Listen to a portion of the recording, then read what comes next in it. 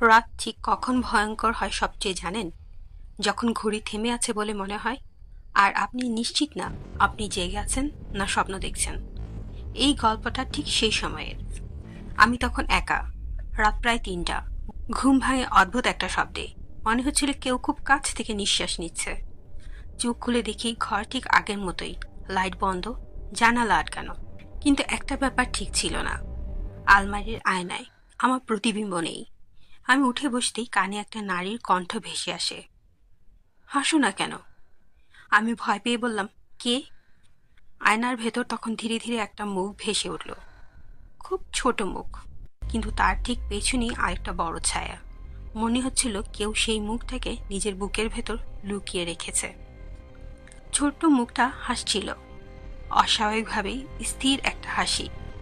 বড় ছায়াটা কথা বলল, ও হাসতে ভুলে গেছে, তুমি পারো ওকে শেখাতে।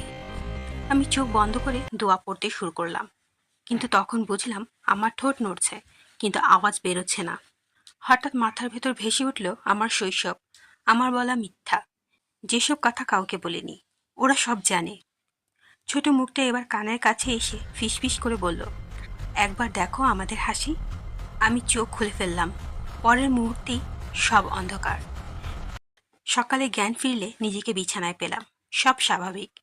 আয়নায় আবার আমার প্রতিবিম্ব আছে, কিন্তু সমস্যা এক জায়গায়, আমি আর হাসতে পারি না। মানুষ হাসে আমি বুঝি, কিন্তু নিজের মুখে হাসি এলে মনে হয় কেউ আমার ভেতর থেকে তাকিয়ে আছে। রাত হলেই কানে ভেসে আসে সেই একই প্রশ্ন, আজ তুমি কাকে গল্প শোনাবে?